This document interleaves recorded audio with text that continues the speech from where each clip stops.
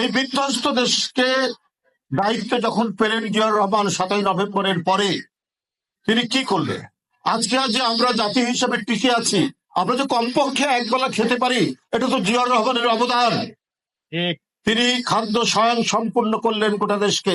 তিনি নিজের চোখে যে দুর্ভিক্ষের অবস্থা দেখেছেন, বাংলাদেশের এক প্রান্ত থেকে আরেক প্রান্তে মানুষ হাহাকার করছে, মানুষ ভাত পাচ্ছে না, একটু ফ্যানের জন্য বাড়িতে বাড়িতে গরিব দরিদ্র মানুষরা ঘুরে বেড়াচ্ছে।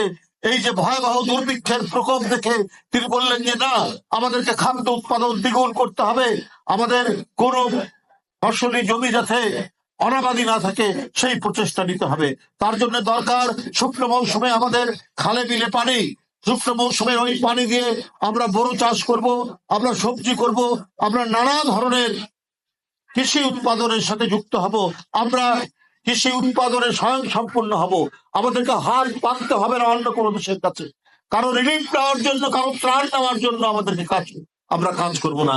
এই অঙ্গীকার নিয়ে একজন দেশপ্রেমিক নেতা হিসাবে জিয়াউর রহমান গোটা বাংলাদেশে এমন কৃষি বিপ্লব তৈরি করলেন যে আমরা খাদ্য দ্বিগুণ তিনগুণ তিনি বৃদ্ধি করলেন। এই যে ইরি ধান, এই যে বোরো ধান, এগুলোর বৃদ্ধি আমাদের জমিতে আগে যতটুকু হতো তার চাইতে দ্বিগুণ তিনগুণ হতে শুরু করলো। এবং জিয়াউর রহমানের সময় আমরা চাল রপ্তানি করলাম বিদেশে, একটি দেশে সেনেগালে।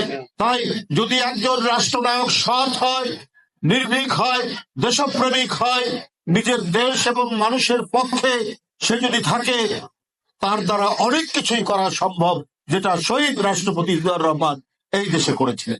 শুধু কৃষি উৎপাদন নয়, শিক্ষা বিস্তারের ক্ষেত্রে বয়স্ক লোক যারা নিরক্ষর, যাদের জমি জায়গা প্রতারণা করে নিত, আগেকার মহাজনরা, গ্রামের টন্নি টাউটরা, তাদের হাত থেকে মুক্ত করার জন্য তিনি বললেন বয়স্ক শিক্ষার্থী প্রসার ঘটালেন। তিনি শিক্ষিত ছাত্র শিক্ষককে দিয়ে রাত্রেবেলায় বিভিন্ন এলাকায় স্কুল খুলে তিনি নিরক্ষরতা দূরীকরণ অভিযান করলেন।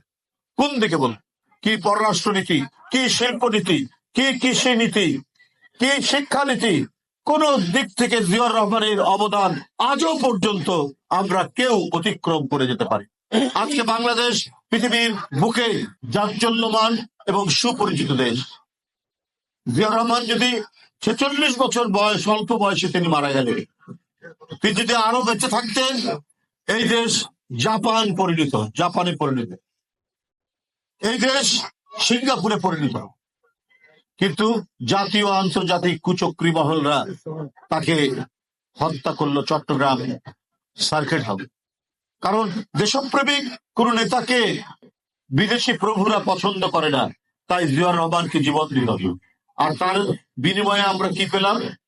এরশাদের মতো একজন কুলাঙ্গার রাষ্ট্রের টাকা দুর্নীতি করে গোটা দেশকে তিনি তলানিতে নিয়ে চলে গিয়েছিলেন।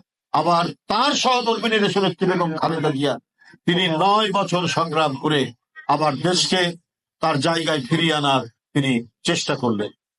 বন্ধুরা আমার, কিন্তু ওই আন্তর্জাতিক কুচক্রীরা বসে থাকে না, তাই তারা তাদের প্রতিভূ, তাদের পুতুল বসিয়ে দেওয়ার চেষ্টা করলো। তিনি হলেন শেখ হাসিনা। আমাদের ব্যাংক লুটপাট করে দিয়েছেন, আমাদের অর্থনীতির সমস্ত খাত লুটপাট। তিনি কয়েকটা ফ্লাইওভার, পদ্মা সেতু দেখিয়ে হাজার হাজার কোটি টাকা তিনি পাচার করেছেন বিদেশে, সবাই বলছে, এবং বিদেশিরাও বলেছে, বিদেশি অর্থনীতিবিদরা বলছে।